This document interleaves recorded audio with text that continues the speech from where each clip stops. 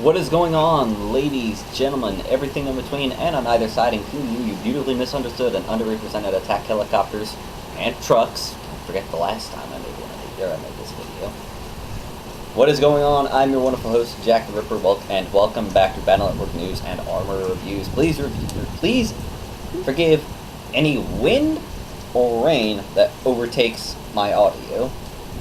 I don't have a camera that has a separate mic jack. But it is I, your wonderful host, Jack the Ripper, with the wonderful camera lady. Hello everyone, Timothy Kitty here. And today we are reviewing the United Cutlery Scorching Sands Dagger, or USMC Dagger. It is a 9.5 inch blade overall length with a 5-inch cutting edge, making the handle 4.5 inches. Comes in a very nice nylon sheath. It doesn't feel chintzy or cheap. It actually feels pretty solid, with a really big belt loop. So if you want to put this on like an old pistol belt, or from the LC1 days, then I'm pretty sure it would fit. So when you first get this, these handle scales will actually be tan. I personally painted mine. There is USMC engraved on, or just above the end of the grips, and there is a model number, and of course, yes, made in China. The steel is some type of stainless steel. I can't really identify what it is. Everywhere I've looked, it doesn't say the steel type, so it could be anything from 400 to 420 to 440 stainless steel types. It's decently weighty. Has a nice balance to it. I'm pretty sure if you took off the handle scales, like I did, and just leave the bare blade, it could be a really decent throwing dagger. So, regularly this retails for about $23, $24. The site that I got it from regularly has sales, so you might be able to get it for cheaper. So, on to our reviews. Keep in mind that because this is a dagger, this is a combat implement. This is a weapon in its purest form. It's unlike other knives where they're used as a tool or anything like that. First and foremost, this is a weapon. So it's meant to be used against a person. But, moving on. We ran our usual battery of tests. Our first test was to cut through paracord. I tried to line it up before I started cutting, but apparently the blade didn't really care and just popped through both pieces like it was nothing. I would like them to keep in mind this is one of our very least used. This is our least used. Anyone who remembers the unboxing video knows that this was one of the blades. I don't use this. I don't really have a purpose to use it for other than just having it. And in reality, because of that, it's basically right out of the factory. Pretty much factory edge.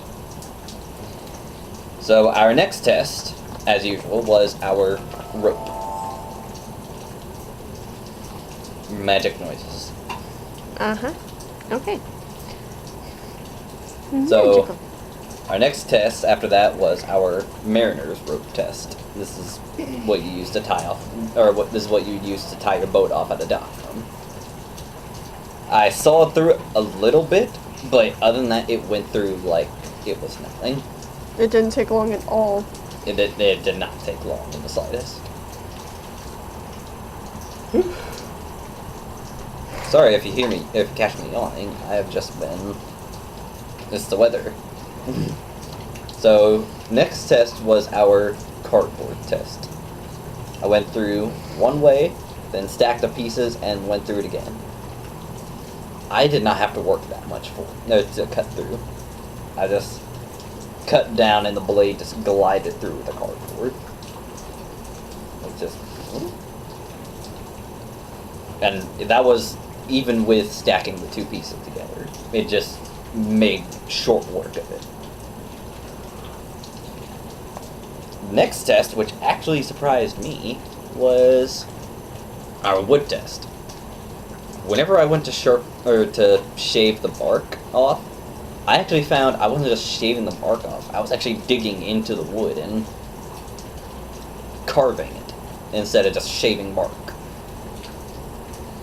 And that impressed me. It's like, whoa, well, shit. Because if you look, even right now, Yeah, even on the screen I can see like the little shavings coming off and flying down. it is actually not performing all that bad, especially for a dagger that really isn't meant to do this kind of thing. So yeah, that was definitely impressive. Sadly, that's all the tests I was really able to run on it. Like I said, if I had like a slab of meat or something like that, or even a watermelon, or anything like that, I would use this on it to test. Especially like a freaking pork roast and just see how well the blade goes in. Or even a watermelon, just see how a slice or a stab works. Stab, I'm pretty sure it just goes through and bury itself at the hilt. But yeah, so final thoughts on blade. Retails for about $23, $24. Is it worth it? For a pure weapon? With the factory edge that I got? I'd say yeah. It's a very good hunk of steel. This thing's like, I think 1/8 of an inch thick, if I recall. And it is a not playing around blade. It's got a decent grip it's got a decent grip. I like the size, I like the shape.